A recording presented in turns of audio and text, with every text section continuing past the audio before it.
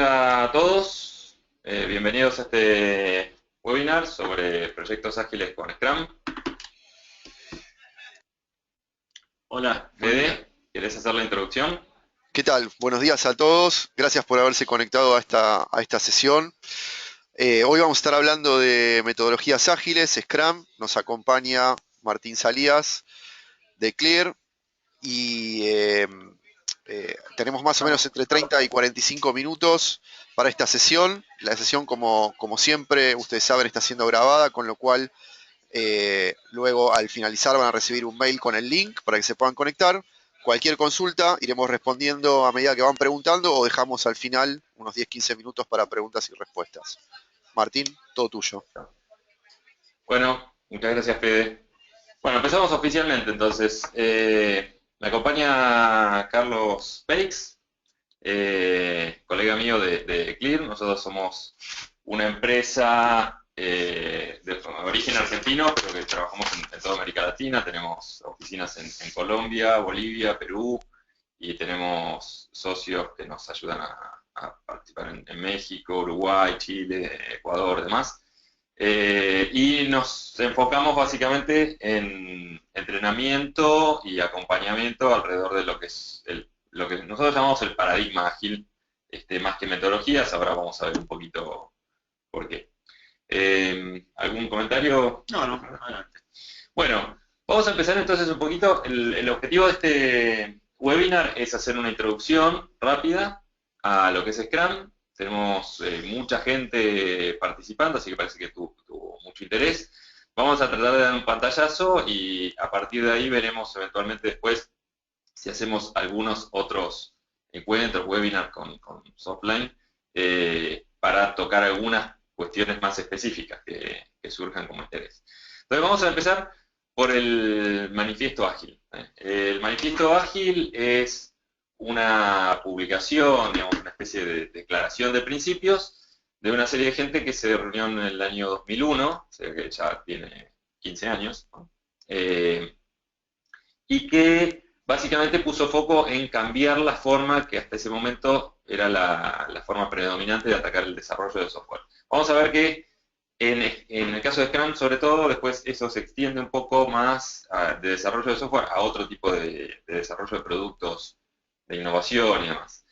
Pero bueno, el manifiesto tiene, si ven en esa URL que está en el título, van a encontrar que es texto, pero es bastante corto, y tiene lo que nosotros llamamos 4 valores. El primero de todos es el que dice que nosotros valoramos más en el agilismo en la relación entre las personas que los procesos y las herramientas. Esto tiene que ver con que en el momento en que sale el manifiesto ágil había mucho foco en cuanto a prácticas de ingeniería y desarrollo en trabajar en procesos estructurados, muy rígidos y seguidos, y muchas veces siguiendo herramientas específicas para controlar esos procesos, y no tenía tanto foco en cómo era la interacción entre las personas. Entonces los procesos trataban de ser como muy estándares, ¿no? Entonces, ¿querés contarnos cómo en la práctica vos tenías ideas Sí, sobre la adopción y más para contarnos? sí, en la práctica, cuando este paradigma se lleva a los equipos de trabajo, hemos encontrado que conviene sacar el foco del proceso predefinido y ponerlo más bien en las interacciones de ese equipo, de ese proyecto, de esa organización, para lograr optimizar, mejorar continuamente el proceso. Por eso es que el foco se mueve un poco más a las personas y a sus interacciones. Sí, siempre en todos estos valores que vamos a recorrer, siempre lo que decimos es que preferimos una cosa sobre la otra. No quiere decir que los procesos y las herramientas no existan. De hecho, vamos a ver que hay muchas herramientas que usamos en el día a día, pero no son centrales en cuanto a nosotros. De alguna forma son consecuencia de la relación que el equipo establece entre sí y con la organización, ¿no? El segundo de los valores, originalmente decía software funcionando, preferimos software funcionando sobre documentación exhaustiva. Y tiene que ver con que preferimos ir incrementalmente entregando software en periodos frecuentes. Esto ahora se podría extender a productos, porque cuando lo usamos fuera de software, pero vamos a mantenernos más o menos en ese estilo dentro de este webinar. Y no ponemos tanto foco en la documentación como a nivel de entregar documentación. Nunca entregamos en las iteraciones solamente documentación. Entonces el foco, más que nada, es en producir software que esté funcionando, que ya podamos usar. ¿Querés contar un Sí, poquito? uno de los miedos o de los primeros cuestionamientos cuando transmitimos este tipo de paradigmas es, bueno, pero entonces no se documenta nada, y ese no es el caso. Como decía Martín antes, no desechamos la documentación en favor del software funcionando, sino que hay un tipo de documentación muy profusa en los proyectos de desarrollo de software, que es la documentación de los requerimientos, es decir, la documentación como medio para transmitir los requerimientos. El marco, muchos de los marcos de trabajo basados en el paradigma ágil utilizan una manera bien distinta de transmitir estos requerimientos. Vamos a ver después en qué se basan, pero gran parte de la documentación para transmitir el conocimiento cambia formando un equipo más grande cuyo foco es entregar producto funcionando. Luego vamos a ver cómo. Ok. Bien, el tercero de los principios dice que vamos a preferir adaptarnos a los cambios sobre seguir un plan. Entonces esto, de alguna forma, tiene que ver con un poco el contexto en el que surge el manifiesto y que es más profundo, digamos, hoy día, que es que es difícil hacer planes, sobre todo en el ambiente de innovación y de desarrollo de software y tecnología en general, porque constantemente si hacemos planes de corto plazo ya permanentemente tenemos que estar cambiándolos y el enfoque ágil casualmente está pensado en estar replanificando todo el tiempo.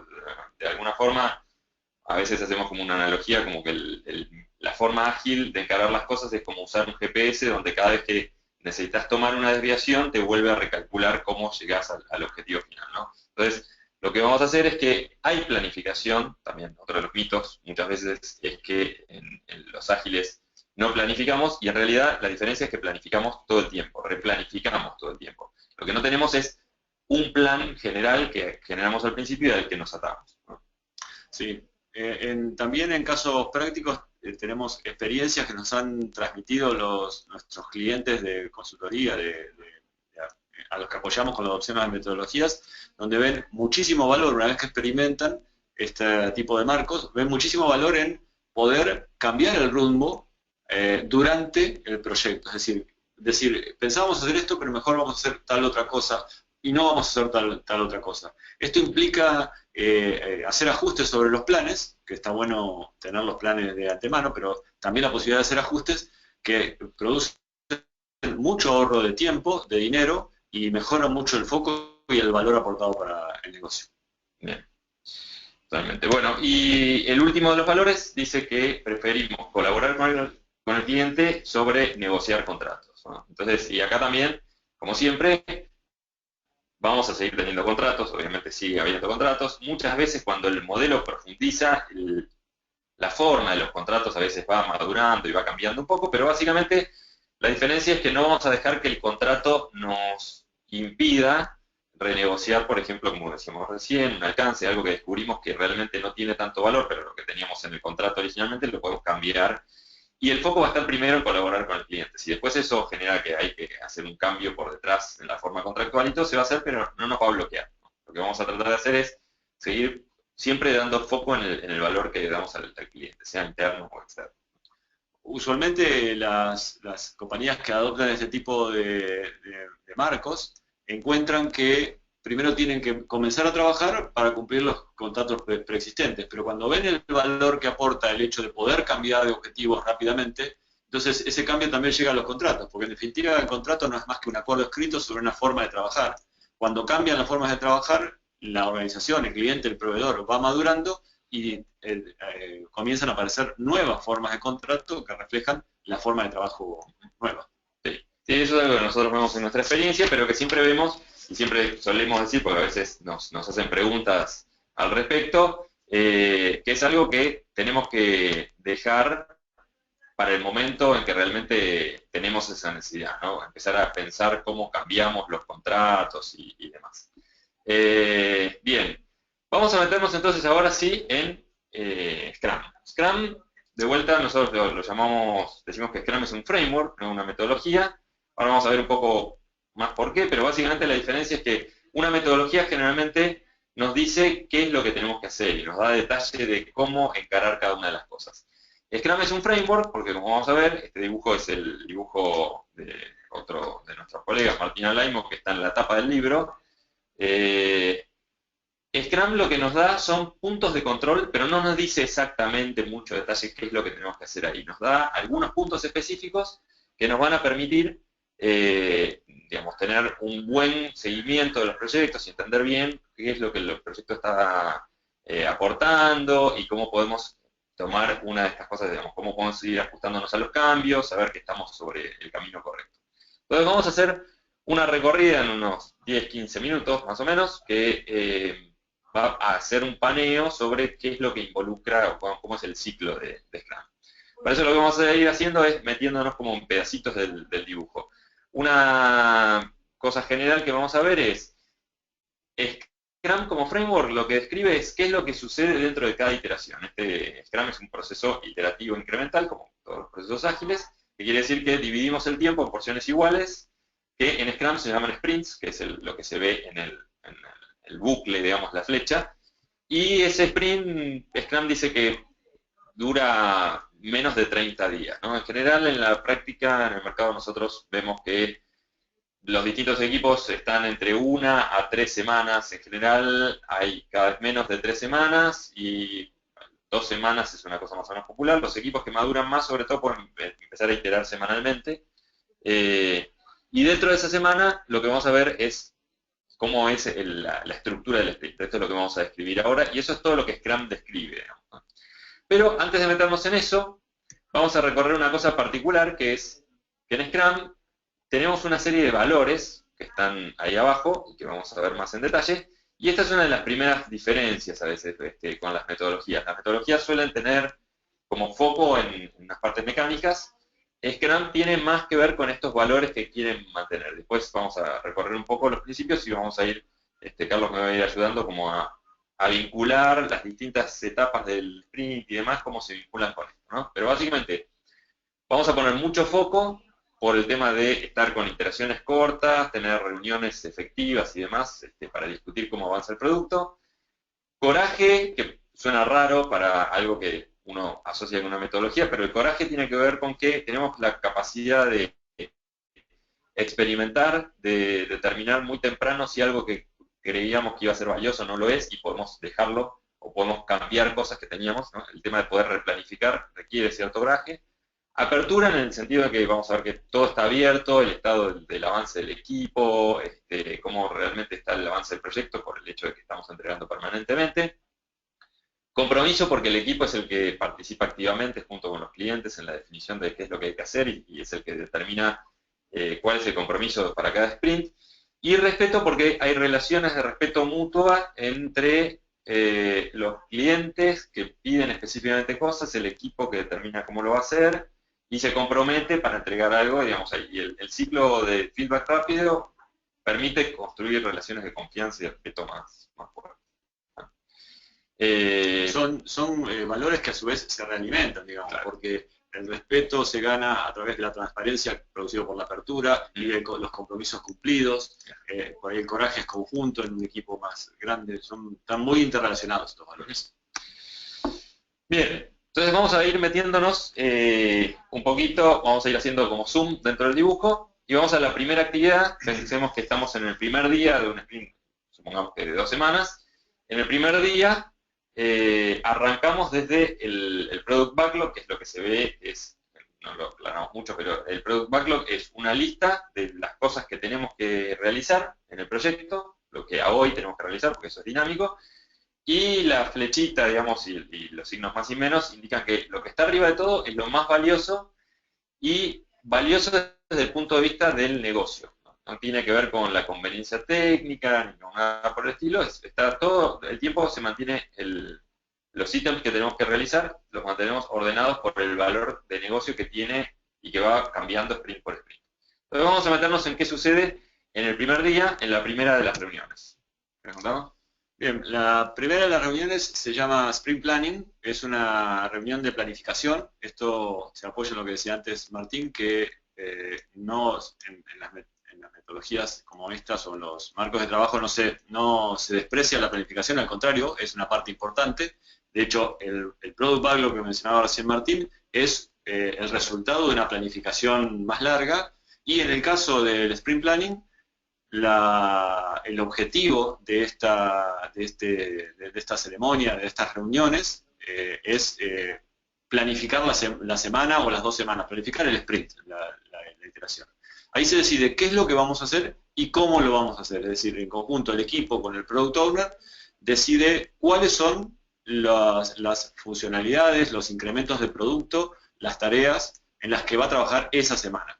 Es responsabilidad del Product Owner, vamos a verlo después cuando veamos los roles, priorizar y determinar cuáles son las mejores tareas para trabajar en esa semana en particular, y el equipo decide cuáles son las que compromete. Es decir, de un backlog que puede tener 10, 20, 30 o 50 ítems, el equipo de los más prioritarios toma 1, 2, 3, 4 los que decida. Esa es una decisión del equipo. El productor no decide cuál es la prioridad, en qué orden están, y el equipo decide cuántas toma. Luego, en la segunda parte, el equipo decide cómo va a hacer eso. El equipo desarrolla esas funcionalidades, cómo las va a cumplir, dividiéndola en pequeñas tareas para que se puedan ejecutar en forma distribuida por cualquier miembro del equipo. El equipo participa en esta planificación, en esta suerte de estimación que se da también a la hora de comprometer en forma integral, y el objetivo es que el equipo esas tareas las ejecute en forma auto-organizada. Y eso produce lo que se llama el Sprint Backlog, que es el backlog de compromisos para ese sprint. Que también mantiene un orden y se ataca, digamos, parte de las cosas que sí son parte del protocolo Scrum, es que el equipo va a trabajar manteniendo el orden de prioridad de negocio que venía del backlog y que quedó en el Sprint Backlog. Entonces, uno de los focos fuertes, de vuelta tomando el tema de foco y de respeto y compromiso que hablábamos antes, es que el equipo se compromete a que va a estar trabajando siempre en lo más importante que hay para el proyecto, a nivel del proyecto total, pero también dentro del sprint. Siempre vamos a estar trabajando en lo primero de todo, no podemos saltear cosas. Eso tiene una serie de consecuencias después en la forma en que los equipos tienen que trabajar, pero básicamente hay una cosa muy fuerte en eso, siempre estamos trabajando en lo más importante para el proyecto. También tiene que ver eso con un tema que refuerza la motivación del equipo, que siente que nunca está haciendo tareas de relleno, digamos, ¿no? Sí. Una cosa más importante es que el dimensionamiento de esos incrementos de producto tiene que ser tal que todos los que le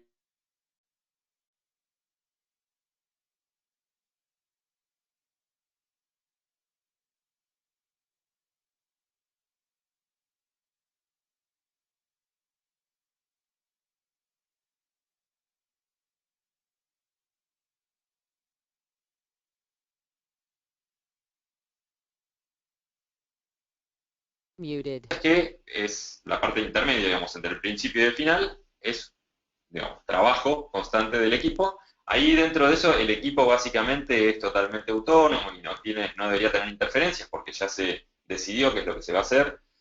Y entonces lo que hacemos todos los días es una reunión particular, que es un poco la que le da nombre a Scrum, que se llama Scrum casualmente porque refiere un poco al momento en un partido de rugby donde todo el equipo está como uno contra otro, pero está todo rodeado así, porque se hace lo que se llama el Daily Scrum, que es esta reunión de todos los días donde cada uno de los miembros del equipo recorre del sprint backlog que estamos viendo, que muchas veces se tiene físicamente en papel y demás.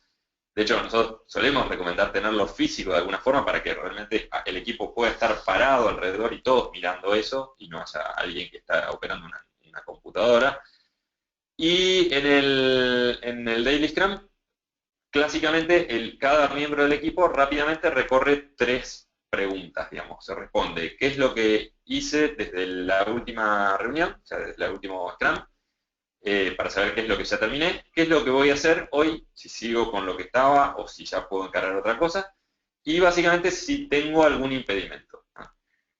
Lo que se hace dentro de esta reunión es una reunión muy rápida, debería durar 10 minutos o algo por el estilo, y es de sincronización. Si hay alguna situación ahí que genera una posible discusión con el equipo, ahí lo que se hace es decir, muy bien, entonces lo vemos después, y después las personas involucradas en esa discusión se juntan atrás de eso y ya es parte de su día a día. Pero el objetivo del Scrum es que esta reunión nos permita sincronizarnos entre todos, ver cómo podemos colaborar, hay una serie de cosas, ¿no? Y sobre todo cuando cada miembro del equipo dice que terminó una tarea, un ítem del backlog, ¿sí? Del sprint backlog, ahí tenemos en cuenta esto que dice DOD, que es ahí, que son las siglas de Definition of Done, o la definición de terminado, que es también un componente fuerte, es parte del protocolo, que es una definición que tiene que ver con qué significa para nosotros como equipo y que nuestro cliente entienda y todo lo demás de cómo un ítem está terminado. Esto quiere decir si está aprobado, si está disponible en algún lado para poder verlo. Hay una serie de cosas que puede ir evolucionando. Sí, hay un concepto importante, el de la definition. La definition of done es un acuerdo del equipo con el product owner incluido y debe cumplir los fundamentos básicos de Scrum, que es siempre producto funcional. Entonces, el acuerdo más fino es qué significa producto funcional. Entonces, si es, como decía Martín, revisado por el product owner, funcionando en un servidor o si fuese software, que cumpla ciertas cuestiones mínimas de funcionamiento. Y eso también, como muchas de las cosas en Scrum, también es algo que va evolucionando con el tiempo. Igual que el Product Backlog, que es dinámico y va cambiando en la medida que el negocio, digamos, los clientes encuentran valores diferentes o entienden diferente porque están viendo el producto como crece, entonces tienen nuevas ideas sobre qué incorporar. La definición de determinado también, a medida que el tiempo pasa y encontramos, por ejemplo, que algo no nos, qué sé yo, encontramos algún tipo de pruebas, tal vez de usabilidad o de estilo, que cada tanto vemos detalles que no están bien y podrían mejorar, entonces incorporamos algún tipo de criterio y eso queda como parte adicional de la definición de determinado, entonces permanentemente el equipo tiene más cosas que sabe que tiene que cumplir, ¿no? Es como un criterio de calidad que va creciendo un poco a lo largo del tiempo. Seguimos, digamos, así pasa esto durante esos son todos los días, día por día, durante el sprint, el equipo va, en base a la definición determinada, va terminando ítems, va terminando, y en algún momento, sobre el final del sprint, supongamos que es el último día, ahí tenemos que tener el famoso producto funcionando, con lo que vamos a tener una reunión para revisar el producto. ¿Quieres comentarnos más o menos cómo es? Sí. Esa es la reunión que se llama en el marco Scrum Sprint Review. Ustedes verán por ahí que hay personitas dibujadas de distintos colores. Eso tiene un sentido. Las verdes son miembros del equipo de desarrollo, o sea, todas las personas responsables por tener el producto construido. Y el azul es una figura especial que vamos a ver después, que es el Product Owner, que es la persona que podríamos decir en una simplificación de negocio, ¿no? Del negocio. La revisión del sprint no es menor el concepto de que es una revisión, porque es una ceremonia en la cual el producto se presenta, se hace una presentación formal del producto, que puede ser mostrar el producto funcionando, pues se puede recurrir a slides de presentaciones, a un grupo de personas mayor que la que estuvo trabajando, o sea, se pueden agregar otras personas interesadas en el producto, pueden ser usuarios finales, pueden ser responsables, gerentes, lo que fuere, donde se hace una presentación de lo que se logró en ese sprint, se hace una revisión. Una característica importante que en la práctica suele surgir es que esto es una revisión, o sea, lo que estamos mostrando ahí es producto que ya está revisado por alguien que se supone que conoce los objetivos del producto, un usuario representativo, es decir, el producto ya está terminado. Lo que veíamos en la definition of done implica que ya está aceptado. La persona que dijo yo necesito esto, luego lo revisó y dijo esto está acorde a mis necesidades, está ok, ¿no? Eso no se hace en esta revisión, sino que en esta revisión simplemente es como una presentación de lo logrado. Insisto, participan todos aquellos interesados en el producto final. Y este es digamos, la cajita, representa de alguna forma lo que nosotros llamamos el incremento del producto. Es el mismo producto que teníamos en los sprints anteriores con algo más de funcionalidad. Eso, algo fuerte que implica es que tenemos que mantener el producto funcionando con todas las características que tenía antes, más las nuevas, o sea, todo lo que teníamos antes tiene que seguir funcionando, salvo en el caso de alguna cosa que específicamente, digamos, se cambió, en este sprint tuvimos que cambiar algo, ¿no? Pero todo lo que estaba aceptado antes sigue estando en condiciones y ahora tiene funcionalidad nueva. Y lo que se hace acá es, bueno, verificar, como decía Carlos, verificar que eso está, que cubre las expectativas, y también permite que la gente del negocio y todo vea el producto y empiece a tomar como ideas de qué cosas poner, digamos, sirve como para tomar ideas para poner en el backlog de productos si hay algo que se podría mejorar, algo nuevo que apareció, que viendo el producto se le ocurre ahora que probablemente en el plan inicial no estaba. Entonces, es la forma en que evoluciona el producto. Aquellos que vengan del mundo del software y de ingeniería del software, esto es una forma más de desarrollo incremental iterativo, ¿no? Es sumar funcionalidades al producto. Bien. Y nos queda, al final de todo, otra reunión más, un poco más breve. Esta es del equipo, específicamente del equipo de Scrum, ya no tanto con la gente más externa, que llamamos la retrospectiva. Y esto tiene que ver con que es un espacio que dejamos donde el equipo piensa cómo le fue en el sprint, discute un poco qué cosas fueron bien, qué cosas fueron mal, qué ideas de mejora tiene y demás, y es el punto donde esto se convierte realmente en un proceso de mejora continua. La retrospectiva es el punto donde el equipo se fija cómo, digamos, cuáles fueron los conflictos o las oportunidades de mejora que encontraron durante el último periodo, el último sprint, y qué es lo que puede hacer para ir mejorando eso, para, digamos, extender algo si era algo bueno, hacer más, o para corregir detalles de funcionamiento, ¿no? Entonces, esta es una de las reuniones que es centrales en Scrum y que es un poco una de las características diferenciales que tiene que ver con el tema de personas, interacciones, de compromiso, respeto y demás. Lo que acá tenemos es que hay, a diferencia de otros, digamos, metodologías donde había una reunión al final, al terminar un proyecto había una especie de post-mortem o lecciones aprendidas, acá en cada iteración estamos tratando de aislar qué cosas están bien y mal y mejorarlas para la siguiente iteración. Entonces, dentro del proceso, dentro del proyecto, permanentemente estamos mejorando nuestra forma de trabajar, con lo que siempre tratamos de entregar más. Decimos en general en Scrum que al final de cada sprint hay como dos incrementos en realidad, un incremento de producto y un incremento del equipo, que es un equipo que trabajó junto y analizó cómo mejorar como equipo en particular, ¿no? Bien, y eso básicamente es el flow de Scrum, ¿sí? Tenemos una duda ahí, no sé si es para... Duda, a ver. Tenemos en el testeo del usuario. ¿El usuario se incorpora al equipo en ese momento o está desde el principio? Pregunta Oscar Ferreira. Ahora vamos a ver un poquito, vamos a charlarlo acá aprovechando este slide. Bueno, una de las cosas que tenemos en Scrum es que la relación con los usuarios es diferente muchas veces que los proyectos tradicionales, donde nos juntamos con usuarios o gente de negocio al principio de todo, se hacen montones de requerimientos y después prácticamente hasta una etapa tardía de pruebas de usuario y demás, casi como que no vuelve a involucrarse. Acá, en el flujo de Scrum, nosotros nos involucramos con los usuarios o la gente de negocio, lo que nosotros llamamos stakeholders, que pueden ser también gente de infraestructura, legales, comunicaciones, cualquiera que esté involucrado y que tenga impacto en el producto, y la comunicación es permanente. Digamos. No quiere decir eso que vamos a tener que tener un montón de gente completamente asignada y bloqueada por el proyecto. Lo que sí tenemos es que al principio de cada iteración, y probablemente al final para hacer la revisión, vamos a tener que tener una participación acotada y calendarizada de algunas de esas personas, que el Product Owner, que es básicamente el rol que en Scrum administra el Product Backlog y se encarga de negociar con las distintas áreas y saber que el backlog está priorizado, como él sabe cuáles son las prioridades, va a encargarse de traer a las reuniones de planificación y de review a las personas involucradas para esos ítems que vamos a tratar, ¿no?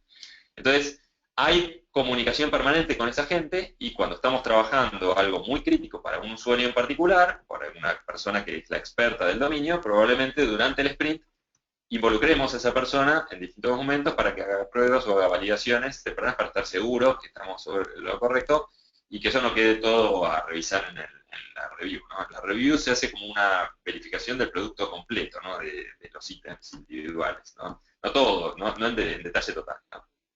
Ahí le tomamos como un espacio ahí. Hay algunas cosas que se terminan de verificar en el review, pero la idea es que, como el review es acotado, no tardemos un montón, ¿no? Respondiendo incluso o aumentando la respuesta a la pregunta de Oscar, es que consideramos muy importante el feedback. Uno de los principios de los paradigmas ágiles es amplificar los ciclos de feedback, pero amplificarlos en intensidad. Cuanto más corto es el ciclo de feedback, menos oportunidad tenemos de trabajar en algo que no sea lo correcto. Entonces, cuanto más cerca esté la persona que puede validar lo que estamos haciendo de la persona que lo está haciendo, mucho mejor. Puede ser a diario, puede ser una pregunta inmediata, puede ser, cuanto más pronto mejor. Las formas de involucramiento pueden variar, depende de las organizaciones, pero el objetivo es cuanto más cerca mejor, porque el objetivo es reducir el retrabajo, es decir, trabajar lo más cerca posible del camino óptimo. Sí. De nuevo, dos detalles ahí. Hay una serie de simplificaciones, obviamente, en esto, porque es una introducción. Por otro lado, una cosa que es importante es que muchas de estas cosas, como decíamos al principio, tienen que ver con que el paradigma ágil y Scrum como framework te dice, este es el framework, esto es lo que tenés que respetar, pero hay un montón de cosas que vas a tener que encontrar vos. ¿Cuánto es el involucramiento? ¿Cuánto tiempo? Eso depende de cada organización. Esta es la parte, por eso decía que Scrum es simple como framework, pero no es fácil. La implementación implica que hay que, digamos, ajustar cosas y trabajar. Uno del rol, digamos, más particular, digamos, de Scrum es el que está en rojo, que es el Scrum Master, que está dibujado como un espejo, porque la metáfora que usa Martín Alaimo es que es una especie de espejo del equipo que le permite verse a sí mismo y tiene una figura muy particular que no existe en otros ambientes, que es la de un coach. Y, digamos, el Scrum Master generalmente no es miembro del equipo, no participa en la definición funcional y demás, y muchas veces al principio cuesta entender qué hace esa persona y para qué tengo a esa persona. Nosotros usamos una metáfora que es decir, es parecido a el director técnico de un equipo de fútbol que no juega, digamos, no patea y está fuera de la cancha y hasta se pelea por ahí con los referees y demás, y sin embargo todos entendemos que el rendimiento total del equipo depende de cierta forma del director técnico, por eso muchas veces son muy como criticados e incluso se paga fortunas o van cambiando. El Scrum Master tiene un rol como coach más o menos desde ese punto de vista. Es alguien que tiene conocimiento, llamémosle técnico, pero técnico desde el punto de vista de Scrum, como metodología, entiende el paradigma, tiene que trabajar mucho en generar ese espacio de comunicación, hacer coaching a los stakeholders para que entiendan por qué tienen que participar y cuándo, al product owner y obviamente al equipo, ¿no? Entonces, esa es la parte como más específica y más particular por ahí. Bueno, hay una serie de cosas alrededor de esto, hay más detalles, pero lo veremos en algún punto. Queríamos dejar, porque entendemos que la audiencia en general, por perfil de Softline, debe ser una audiencia técnica, queremos complementar esto con un poco el lado técnico del desarrollo de software. Como vieron, Scrum básicamente me da un framework para trabajar y tener feedback frecuente, tener involucramiento de los clientes y de las distintas áreas de negocio, pero por eso, como no se mete específicamente en cuestiones muy técnicas de desarrollo, es que hoy día Scrum, y a nosotros nos pasa en nuestro caso, que tenemos clientes que lo usan para desarrollar productos de seguro, bancario, planes de marketing, y un montón de otras cosas, incluso hardware, cosas así, que no tienen que ver con software. En el terreno específicamente de software, hay como una segunda pata clásica, que es Extreme Programming, que se complementa muy bien con Scrum. Stream Programming surge más o menos en el año 95, es más o menos contemporáneo al surgimiento de Scrum. Los dos son anteriores a que existiera el concepto de agilidad, de Agile, son anteriores al manifiesto por 5 años, 6 por lo menos. Y como se ve en este diagrama, la primera parte donde dice el diseño simple, el juego de planificación, todo ese grupito, sería básicamente la parte que cubre Scrum, y después tenemos una serie de prácticas que son las que se ven más en el centro del dibujo, que son los complementos de Stream Programming que normalmente tenemos en Scrum, digamos, ¿no?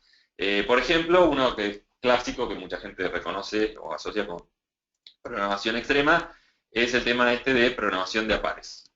Contarnos rápidamente de qué se trata. Sí, la programación de apares consiste en dos desarrolladores, dos programadores trabajando en el mismo problema, la misma tarea, con una sola computadora, un solo teclado, una sola pantalla. Bueno, ahora no, las pantallas múltiples son más comunes, pero la idea es que hay una persona que está escribiendo el código y otra persona que está a su lado pensando en el mismo código, tal vez oficiando como un guía, pensando un poco más allá, revisando, prestando atención a cuestiones de sintaxis, a protocolos ya preexistentes, pero es eso, son dos personas que están escribiendo el mismo código, ¿no? Esto tiene ventajas, como por ejemplo que hay como una revisión en el instante que se escribe el código, está siendo revisado por la persona que está al lado, porque lo está mirando.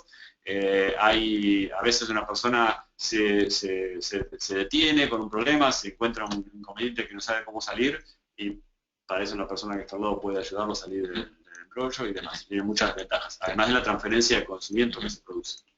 Sí, está vinculado también con otro de los puntos, que es estándares de código, que es los estándares de código, que es algo que en general siempre tratamos desde el lado de desarrollo, siempre se tratan de generar estándares de código, se generan dentro de los equipos y se van madurando dentro de los equipos y se transmiten a través de la programación de apares. En vez de tener una wiki o una documentación que muchas veces no se lee, se va reforzando permanentemente a través de la programación de pares, que aparte de los pares no son estables, sino que a lo largo de cada sprint los pares van rotando, a veces más de una vez por día, o por lo menos una vez al día, y van rotando, entonces todo el mundo va trabajando con el resto. No siempre necesariamente son el rol estricto del programador, aunque a veces los pares son un programador con una persona más funcional que interviene ahí explicando cómo funciona algo, con alguien más del lado de testing que va diciendo, bueno, entonces vamos a hacerlo así, cómo lo vamos a probar. Hay toda una serie de dinámicas ahí que tienen que ver con eso. Hay una serie de pruebas o de prácticas de ingeniería un poco más avanzadas que vamos a pasar más o menos rápido, porque podríamos hacer otro eventualmente en el futuro específicamente sobre Stream Programming, pero que tienen que ver con lo que decíamos antes de cómo garantizamos en el contexto de Scrum que nosotros entregamos una funcionalidad y todo lo anterior sigue funcionando, no tenemos regresiones y el producto se mantiene estable, que podría, si estamos tocando todo el tiempo, podría ser problemático. Para eso usamos técnicas como TDD, que digamos es desarrollo basado en pruebas, se hacen muchas pruebas automatizadas, no son todas manuales, se hace mucho refactoring del código, se hacen pruebas del cliente basados en input directo del cliente, que el cliente puede entender el nivel de pruebas que tiene, y hay un tema como muy fundamental, o un hito fundamental, que es que llamamos integración continua, que es que cada vez que un desarrollador, un par de desarrolladores termina una funcionalidad y hace el commit o el check-in, lo suma al repositorio común de código fuente, se ejecutan todas las pruebas automatizadas y se ejecutan un montón de análisis y cosas por el estilo, y se compila la solución si hace falta compilarlo y demás, y se hace toda una verificación en forma automática. Entonces, lo que tenemos de alguna forma es que la famosa etapa de estabilización, que muchas veces en muchos proyectos es complicada, se está dando permanentemente durante el día muchas veces. Entonces, todo el tiempo sabemos que la aplicación compila, que todos los cambios que hicimos entre todos son compatibles, las pruebas que todos estamos escribiendo, pruebas automatizadas, se están ejecutando permanentemente, y eso nos permite ir más rápido en cierta manera y también saber que sobre el final del sprint siempre sabemos que las cosas están funcionando. No tenemos que esperar hasta el final del sprint para probar cosas, y también a su vez nos permite saber que de un sprint al otro seguimos ejecutando también todas las pruebas que habíamos hecho, las pruebas de aceptación y demás que teníamos antes, ¿no? Sí, solo decir, sin entrar en ninguna práctica en particular, que esa forma de trabajo que veíamos antes en el marco de Scrum, ese ritmo cíclico, ese incremento de productos, requiere ciertas prácticas técnicas para ser llevado adelante. O sea, solo con Scrum no puede hacerse todo. Hay prácticas técnicas asociadas que posibilitan que los equipos, en particular de desarrollo de software, puedan seguir ese ritmo, ciertas prácticas de ingeniería, ¿no? ¿Y te parece? Tenemos ahí unas preguntas. Sí, tenemos un par de preguntas y después vamos a contestar acá unas preguntitas que quedaron y vamos a ver un poco los casos. Luis Antonio pregunta, ¿cuántas personas mínimas y máximas se recomienda que tenga el equipo de Scrum? En principio, en general, decimos que entre 7 y 9 personas máximo, entre 3, digamos, de mínimo, hay unas 7, puede ser 9 si contamos el Scrum Master y el Product Owner. En general los equipos de Scrum son relativamente chicos. Suele pasar que de todos modos, a lo largo del tiempo por lo menos, los equipos más chicos tienden a ser como mucho más dinámicos y entregan más, tienden a ser más productivos, que es un término medio conflictivo, pero que equipos más grandes.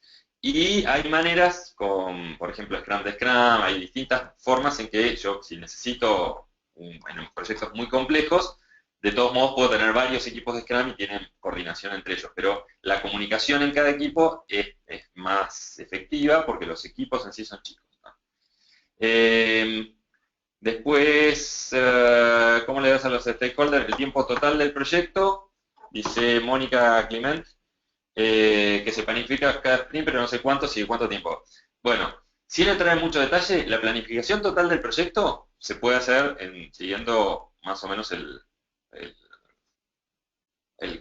las prácticas usuales de planificar todo el proyecto.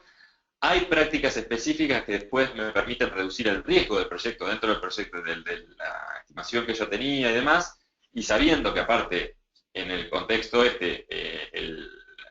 pueden cambiar, pues se puede replanificar, lo que me permite saber que yo llego al objetivo, a resolver el objetivo principal y todo en el tiempo que yo tenía, y tiene mucho que ver con el tema de la planificación. Y hay después distintas prácticas de cómo hacer estimación. Una aclaración que Scrum es un marco de trabajo que funciona muy bien cumpliendo plazos predefinidos. Una vez que se acuerda el plazo, lo que garantiza Scrum es la mejor ejecución posible dentro de ese plazo. Randall Ramírez dice, no me quedó claro en qué momento se aceptan los cambios al Product Backlog. Todo el tiempo. Básicamente, la diferencia es que no hay cambios dentro del Sprint Backlog. El Sprint Backlog, una vez que se terminó la planning, el equipo quedó de acuerdo con la gente de negocio y demás, y durante ese sprint trabaja, en principio, sin cambios, pero durante todo el tiempo el Product Owner puede estar recibiendo cambios al Product Backlog y se puede estar repriorizando cosas. Una aclaración, los responsables de los cambios incorporados al Backlog no es, la palabra aceptar, por ahí me da la impresión de que viene de otros tipos de marcos de trabajo donde el equipo acepta o no acepta un cambio sobre el proyecto. Ahí es una novedad en Scrum. El Product Owner es el responsable de qué cambios se introducen y el equipo y ajusta prioridades. Entonces hay una responsabilidad compartida sobre lo que se hace. El equipo ya no decide qué se incluye o no se incluye al proyecto. El Product Owner es responsable de hacer los cambios en las prioridades y por tanto en las funcionalidades que se van a hacer dentro del periodo de tiempo y el equipo en hacerlo. Bueno, vamos a contestar algunas más rapidito. ¿Cómo preparar el sprint cero? Nosotros personalmente no creemos, bueno, yo personalmente no creo en el sprint cero. Hay un periodo previo al proyecto, que es de preproyecto, como en todos lados, que se hace un poco de análisis. Pero bueno, sí, obviamente hay algún tipo de preparación que uno tiene, eso varía mucho, depende del equipo. No nos gusta, a mí no me gusta mucho el concepto de sprint cero porque la idea es que los sprints siempre tienen un entregable funcional. Entonces el sprint cero sería una cosa rara porque no entregaría nada, digamos. Si yo entrego, es el sprint 1, ¿no? Nosotros no hablamos de todo el proceso previo hasta construir el backlog, ¿no? Ahí hay una serie de cosas que no contamos, claro, hay mucho. Pero Scrum, digamos, el core de Scrum no te dice cómo hacer eso. Muchas de estas cosas Scrum hay muchas cosas que no te dice cómo hacer, vas a tener que resolverlas. Lo importante es que vas a tener que llegar con un backlog priorizado para empezar a trabajar. Otra pregunta de Ignacio es ¿qué métricas útiles podemos recolectar? Eso es todo un tema, hay un webinar, después les pasamos el link nuestro si podemos ver algunas cosas más, porque hay, digamos, la métrica más útil es el producto que está funcionando no sé, al final de cada sprint, un producto que va evolucionando y va cambiando. Para mí es la métrica más importante. Después hay otras que se pueden tomar. Ricardo Barreno, con XP y programación en parejas, ¿no pierdes un recurso al momento del desarrollo? Bueno, no nos vamos a meter en tema una de las cosas que en general tratamos en la agilidad es sacar el tema de recurso para hablar de personas, y no se pierde porque el foco es mucho más fuerte, entonces la productividad es mayor. Tampoco quiere decir que todo el tiempo tengamos que programar de a pares, pero cuando las cosas son complejas, sí, eso. De vuelta sería más para explayarnos en el contexto de ¿Podemos publicar XP, ¿no? nuestras direcciones de correo? Para Sí, sí, eso después vamos a ponerlo al final están, hay varios links y todo para ver algunas cosas más. Por el lado de infraestructura, ¿qué tecnología, metodología se recomienda para soportar Scrum? Yo diría ninguna en particular, tenemos casos de todo tipo. En un proyecto se puede tener varios grupos de Scrum, sí, y debe ser así, en cada grupo debe haber un experto Scrum, debería haber un Scrum Master. Un Scrum Master puede llegar a trabajar con más de un equipo a la vez, también hay varios modelos para hacer eso. Las claves ahí para buscar sería Scrum de Scrums, o hay un marco específico para trabajar con grupos grandes que se llama LESS, del que le podemos pasar más información también. Y me quedan 3. En general, se me ocurre que nos fijan metas para terminar el proyecto en una determinada fecha. Eso se puede hacer, como decía Carlos, sí, es perfectamente posible.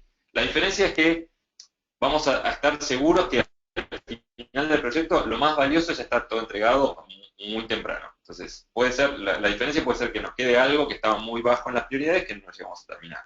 Ese es un poco el cambio. ¿Qué documentación se entrega en la culminación de cada sprint? La que necesites. No, Scrum no te dice. La primera iteración también debe ser máximo 30 días. La primera iteración es igual que todas las demás, todos los sprints son iguales. Estoy simplificando para terminar las preguntas. ¿Y en qué momento se realiza la documentación? De vuelta, cuando quieras. La documentación, como todas las tareas dentro de Scrum, se tienen que hacer durante el sprint. ¿Cuándo?